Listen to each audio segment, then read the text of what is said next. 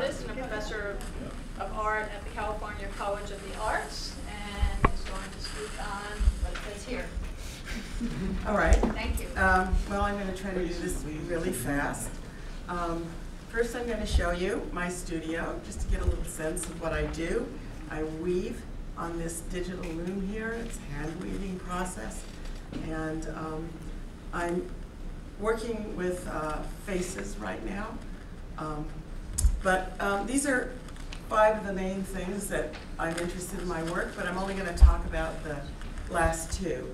I'm very interested in touch and emotion, and how looking at the art or looking at my work creates an emotional state that's different than if it was just a photograph. And then also the kind of research I've done with neuroscience. So this is just a couple of early pieces that have to do with touch. And I'm not going to tell you how things are made. You can ask me afterwards, but it's complex. So. And this is a draped piece. Again, this comes from, I did a lot of videos where I was touching my hands and so forth, and then it's woven and draped. I think. What's the sound? I think it's because your mic and the is next to the mic on the computer. All right. All right. So one of the things about these woven faces is when you see them at a distance, they just look like a photograph. But as you move closer to them, they dissolve into pattern, and then eventually you see that they're woven.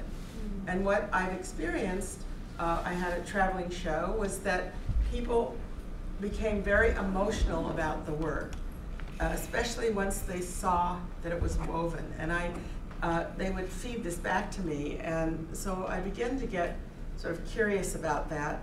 I'm showing you a couple of large pieces, and these are all woven. But in this traveling show, I had a number of faces, and even had doll faces, and that really freaked out some people. So, but it just seemed like it was so much more intense. And my theory about it is that when you realize that it's woven, it connects to something else in your brain, something that has to do with touch and emotion. And also, the other thing is, when people see this work, they want to touch it. They may want to touch a painting, but they really want to touch the weaving, and they feel they're entitled to it. So it creates a real tension, and I'll show you in one of the later experiments I did, we actually had people touch the art. So this was the other thing. This is the same photograph, translated through weaving in different ways. And I was showing this piece, and people kept saying, it's not the same photograph. That one's sad, that one's angry. And they would tell me about the emotions. So that was another thing that I was getting feedback about. So this is a close-up of a couple of them. And so this is a series I'm doing of which I'm taking that single image, and it's me as a child, and weaving it, translating it differently. Right now there's 15, but eventually there's going to be a wall. So this is, I brought a couple of these today to show you, so you can see them, yeah. So anyway, with that kind of feedback, I decided that I wanted to connect with some neuroscientists to see if I was right about this touch thing and emotion. So the first thing I did is I had an artist in residency at the University of Pittsburgh School of Medicine with Greg Siegel. And he basically brings in an artist and turns his lab over to me for about a week. And you can do what you want. So it's pretty amazing. So we did, this is eye tracking.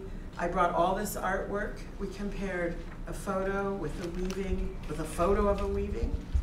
So we did eye tracking, we did EEG, and then we did fMRI. And I was very excited to find out that we in fact found some difference when comparing a picture of the weave with just the straight photograph. And we found more activation in the insula and amygdala, and then the visual, other activations looking at the photograph. This is just another video of the same thing. So to me, that was very exciting, and I wanted to do a real study. I have yet to do a real study because it costs a lot of money, but I'm still trying to get somebody to do a real study in that. So this, I'm just going to show you a tiny bit of this video. I make process videos when I'm involved in these artist in residence things. And so sometimes I do some work that's based on the process. So I'll just show you this a little bit. That's an EEG helmet on the subject, and that's the brain waves that are being recorded. And I'm not going to show you the whole thing, but I want to show you the next thing that happens, which is, so we have him moving and actually touching the artwork, and recording his brainwaves as he's doing that.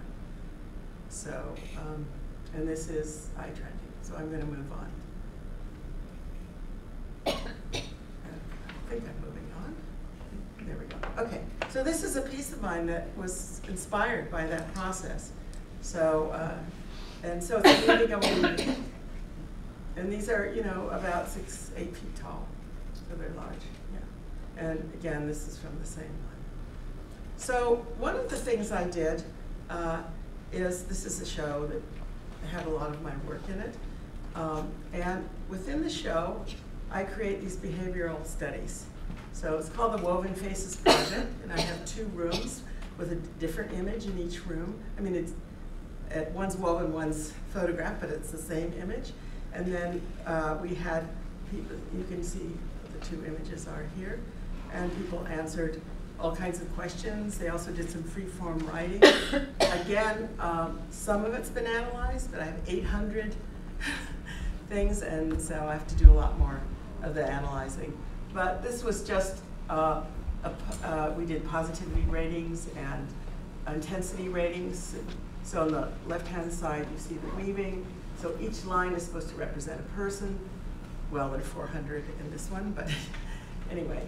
So if they rated the weaving in terms of positivity a 10, they might have rated the photo a 5 or something.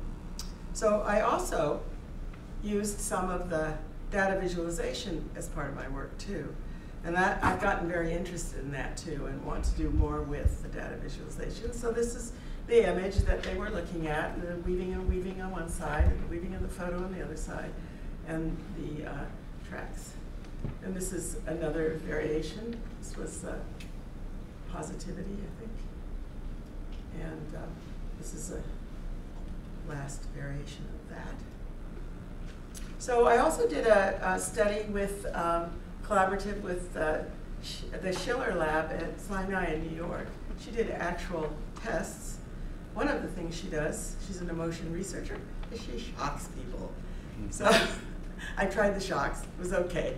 But so she shocked people in relationship to the photos, and scrambles and weavings, and then de-shocked them.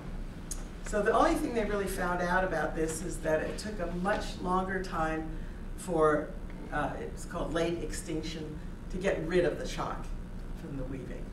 She also did very quick looks, which bothered me, because I feel like with the art and with the woven, you need to have time to experience it. So, you know, one little tiny second or half a second doesn't really do it. But anyway, you know, it's collaborative, so they did it the way they wanted, and they paid for the study. So, so I also did this thing with NIRS, infrared, and play that. This was within an exhibition itself. This was more to for the public. So they got to put on this NIRS thing that measured their blood flow here at the front, and then they walked around and looked at the work, and then the activity in their brain was being projected on the wall in real time. So it was you know, fun, but it wasn't, you know, again, real science. But it's, you know, the scientists are really interested in getting the public interest interested in it. So this is one of the things that they did in the exhibit. This is the guy.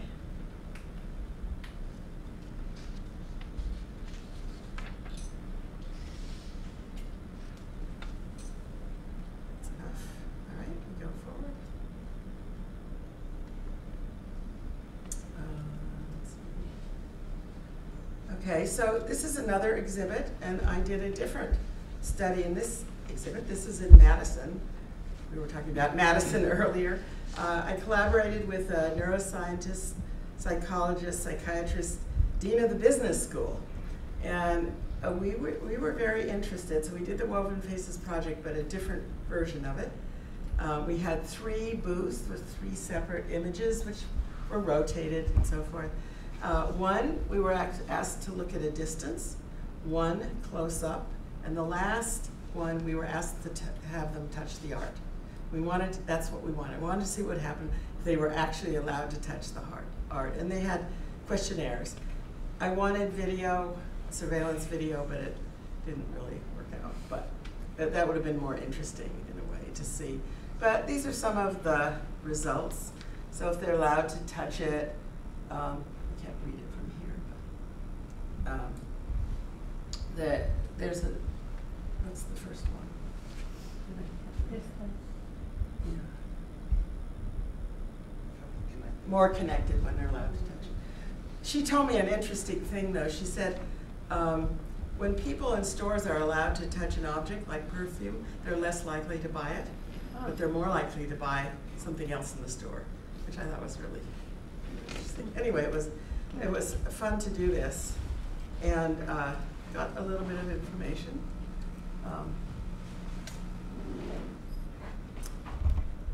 So the last thing I want to talk to you about is this diffusion spectrum imaging.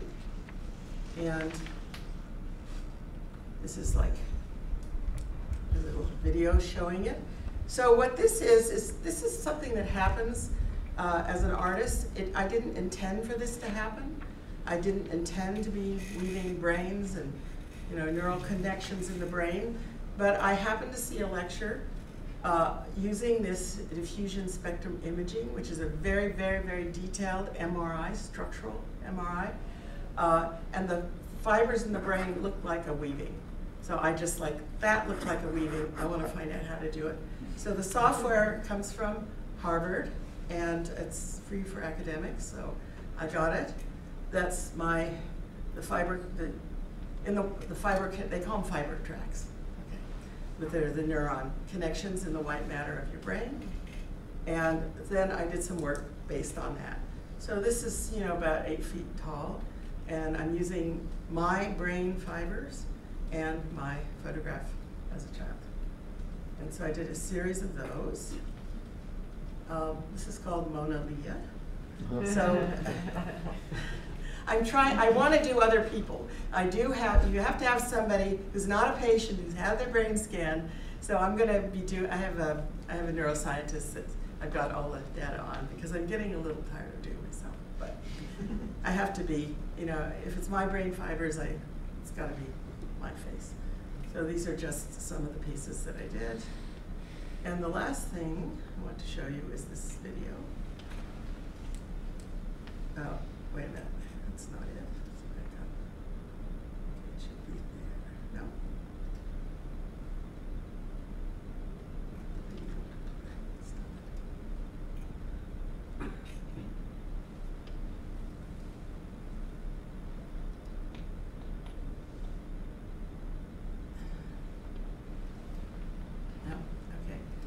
So it's the very last thing, so what I'm going to do is I'm just going to open it up on the desktop because it doesn't want to play. So,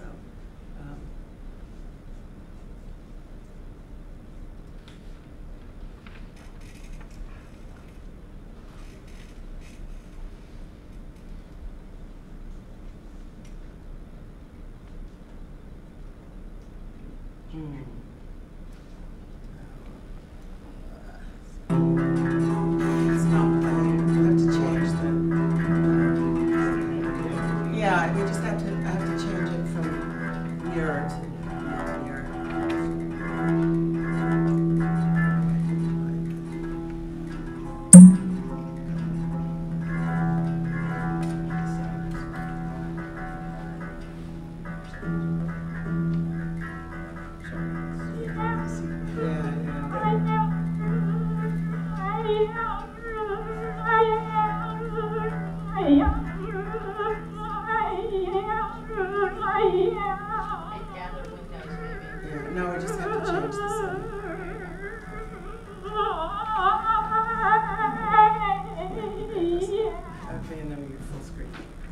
So you didn't miss a whole lot. You still have 3 more minutes.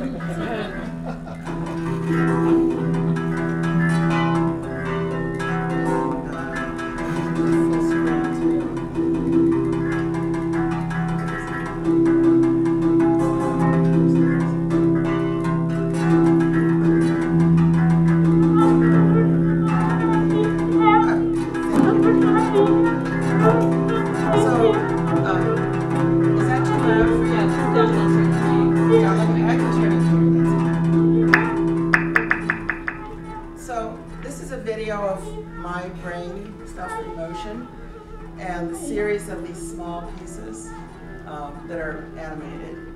And the music, or the sound, I collaborated with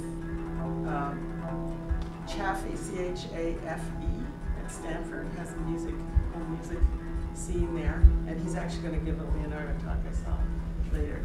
So he did the sound.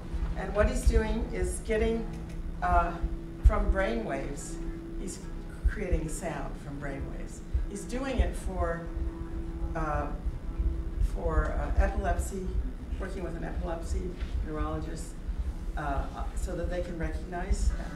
But in the end, anyway, I had him do some sound of brainwaves for this.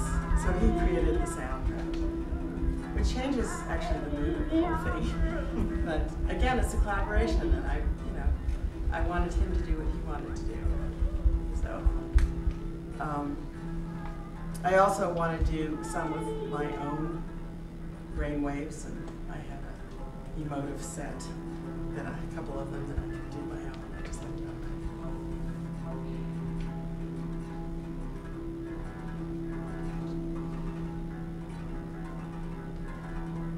that. And that the animation part was important to me because I wanted people, again, to know that it's tactile, that it's cloth. So get the sense of that with this.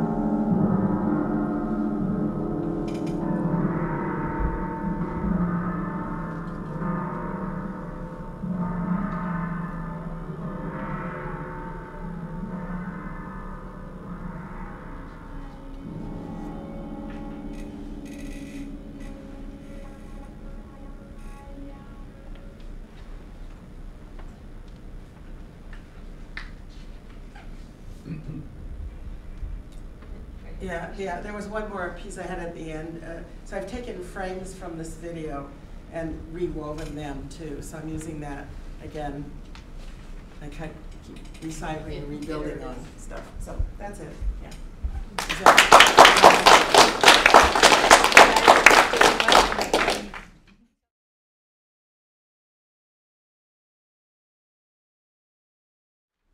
I'm wondering how your experiments and explorations have clarified or created distinctions or value for you in distinguishing between the purely visual effects of weaving, which seem to be the blurring and softening of edge, the knowledge of the viewer that it's a touchable woven thing, from a technology that's now regarded as sort of quaint.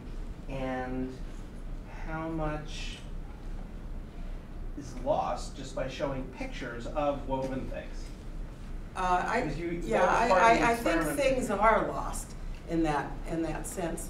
When we did this one in Pittsburgh, we did the real weaving with the photo of the weaving with the photo. Unfortunately, when we did the fMRI study there, we had someone touching weaving as we were showing the real weaving. And he was standing in, you can't